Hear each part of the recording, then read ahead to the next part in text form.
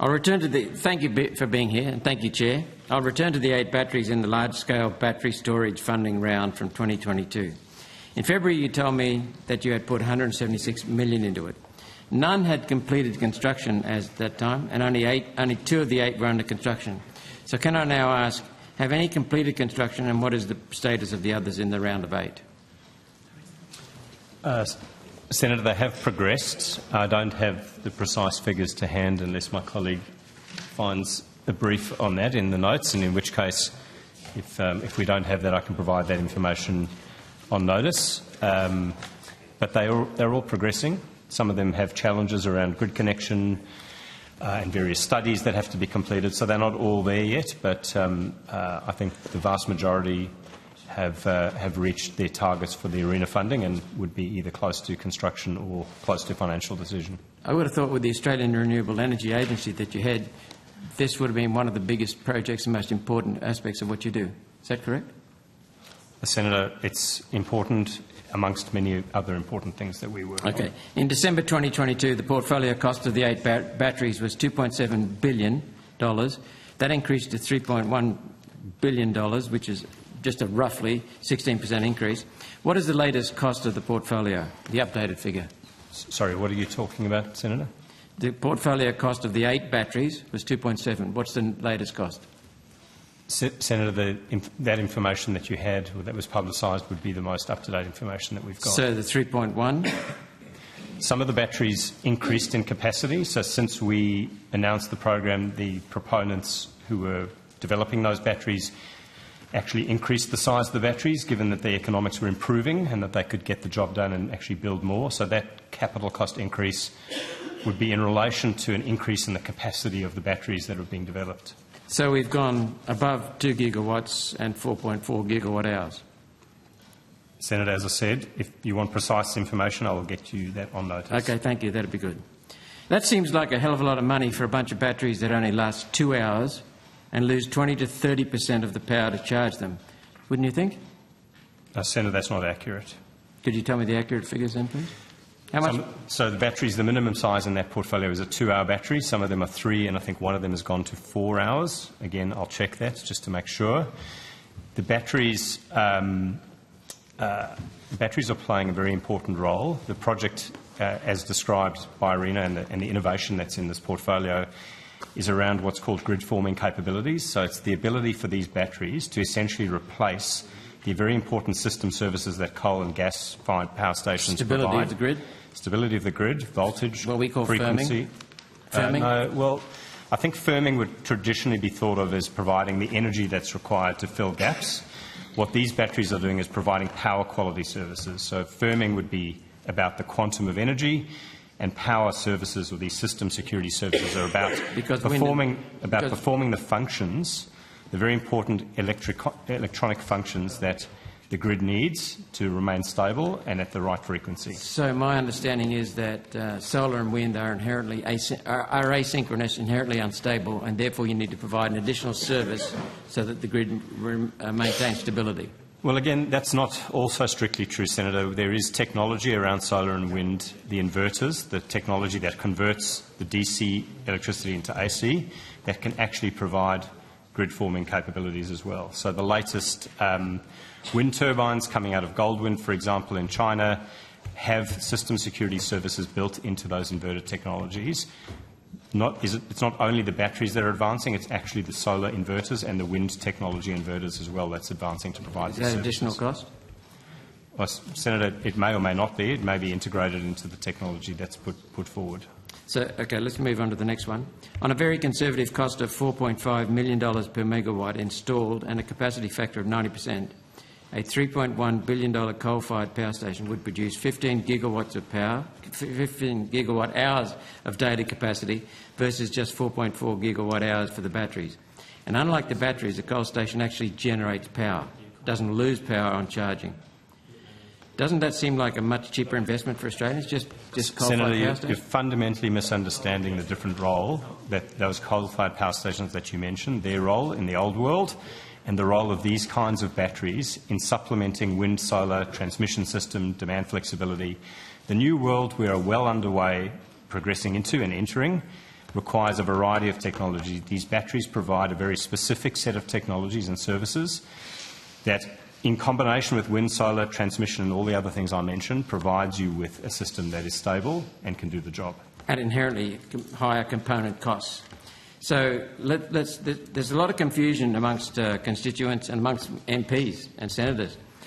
As simply as possible, between the various agencies charged with some responsibility or accountability over energy transition, could you, as simply as possible and as specifically as possible, tell us what ARENA does? What are your basic accountabilities, and specifically, what is the uniqueness of those accountabilities that no other agency has?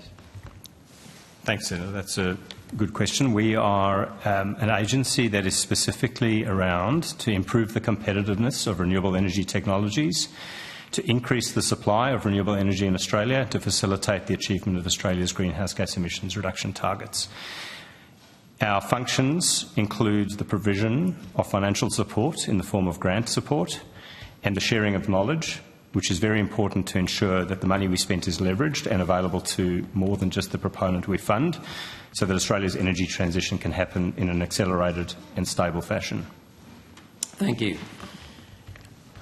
Specifically with regard to the people at the table, apart from Senator Ayres, and he'll be happy that I'm leaving him out, what is the total salary package of each of the people at the desk here?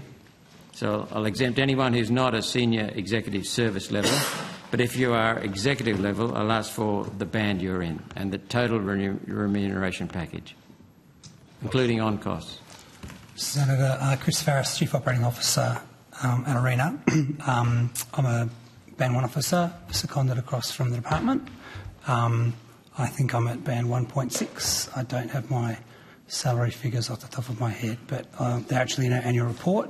So I'm listed as one of the key management personnel, and in our annual report, which was tabled last week, you can find that information specifically. Can we have them on notice, please? Put together? Well, I think what the officer has said to you is that they're in the annual report. If there's anything in addition to the annual report, we're happy to provide that on notice. What is the total wage bill for all employees, including casuals and contractors at ARENA? And could you give me a breakdown of the numbers, please? In other words, Senator, breakdown of those who are... Again, I might follow Senator Ayres' lead and refer you to the annual report, which has this information for the last financial year.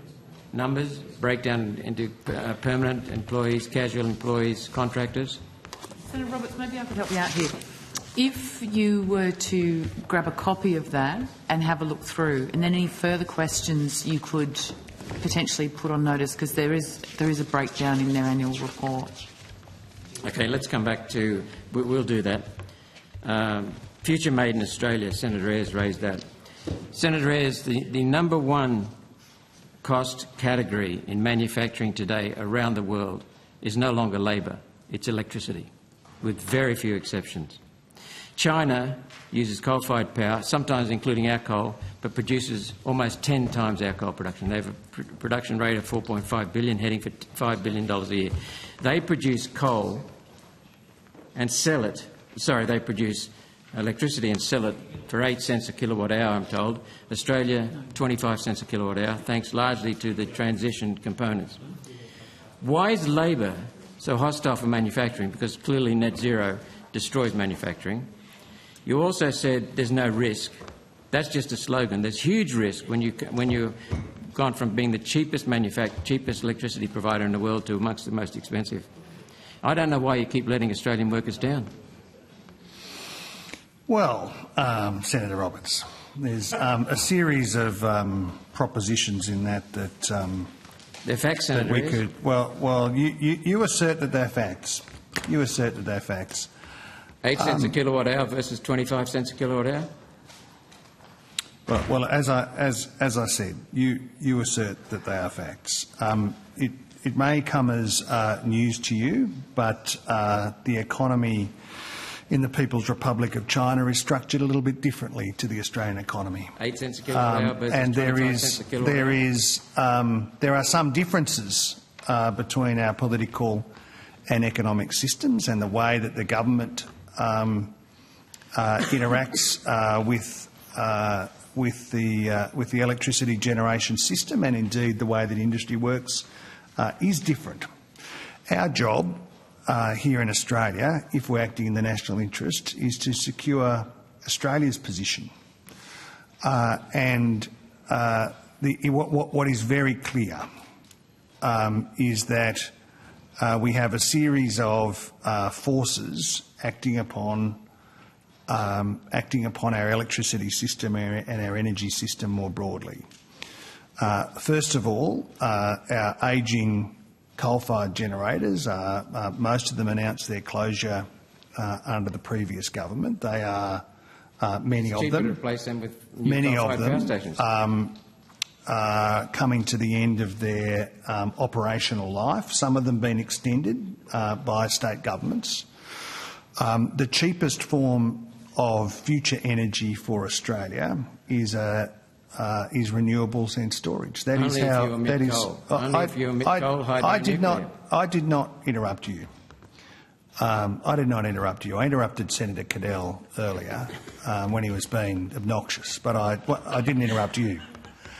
Does that mean you want me to get obnoxious?